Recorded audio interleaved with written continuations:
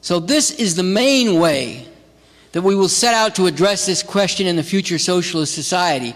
And this will not be like what this ruling system has done with the reservations, for example, of the Native Americans at this time, which is they stick them on the worst land that's not productive, or they move them once they find out there's something valuable under the land, which they keep on doing.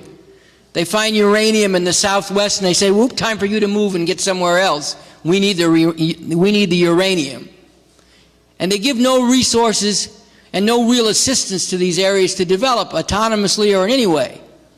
So that you see there are tremendous levels of unemployment, of poverty, of alcoholism and disease on these reservations. This is not what we're talking about with autonomous areas of self-government and socialist society. We're talking about giving special aid and additional resources to be used by these local self-governments to develop their areas and to raise the standards of the people in an all-around way. We're talking about priorities of the society being devoted to overcoming rather than to reinforcing or perpetuating the inequalities that this system has brought about. We're talking about, as we call it in our program, raising the bottom up first, so that throughout the inner cities and wherever people of the oppressed nationalities are concentrated, special attention and special resources will be devoted by the state to overcoming the inequalities, to raising up these areas that have been held down in the most depressed and oppressed conditions under this system. And of course, this will be a struggle. It'll be a struggle not just because there's a lot of racism in the society, which there is and there will be even after the revolution succeeds, but also because there are going to be real pressing needs, needs that many people are going to face. I mean, let's get real about what a revolution is going to involve. It's not going to involve the ruling class saying, okay, we give up, we quit, we're tired, you can have it. It's going to be a most wrenching struggle involving a tremendous amount of sacrifice and, yes, destruction. And we're going to have to rebuild on the basis of that destruction that's been created through the whole struggle to wrench power from them. And we're going to have to do it in a new and completely different way. We're not going to continue having a society that lives by sucking the blood like a parasite out of people all over the world. We're not going to live by exploiting the world in order that we can have a higher standard of living here. So if you think about all those things, there are going to be a lot of challenges and problems. A lot of things people take for granted now are not going to automatically and necessarily be there in the very first stages of socialism. When we're consolidating and beginning to rebuild, it's going to be like Lance Armstrong with cancer. We're going to have to rehabilitate.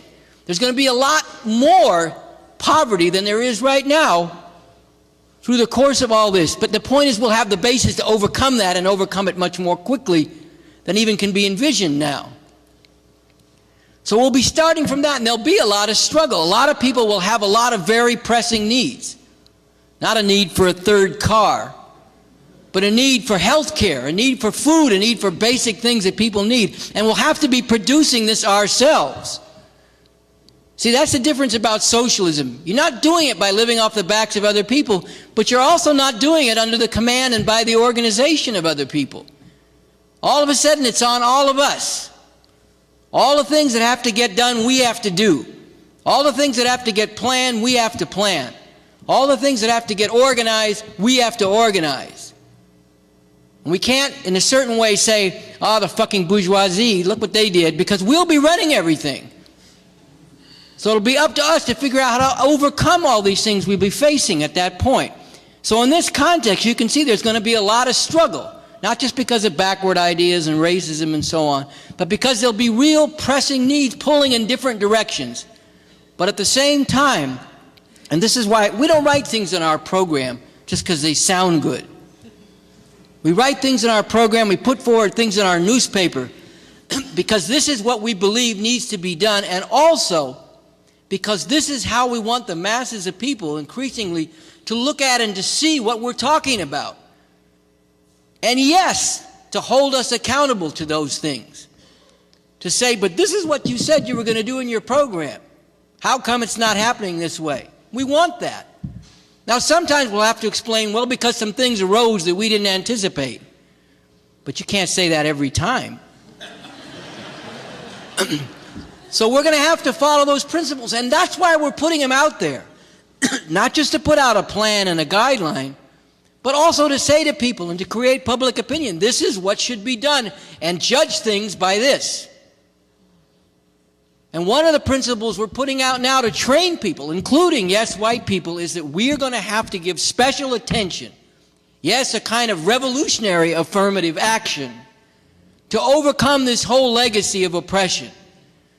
We're going to have to do real reparations in that sense, or else we're never going to have the kind of society and the kind of future we're talking about.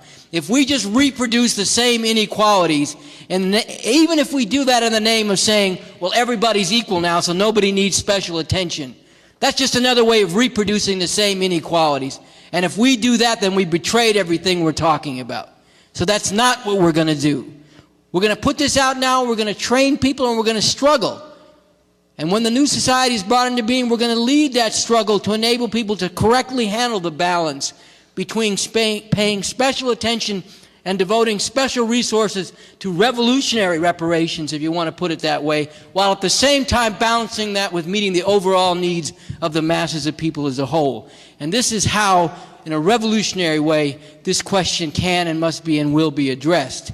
At the same time, once again, raising this demand even now under this system for reparations is a real blow against this whole ruling class.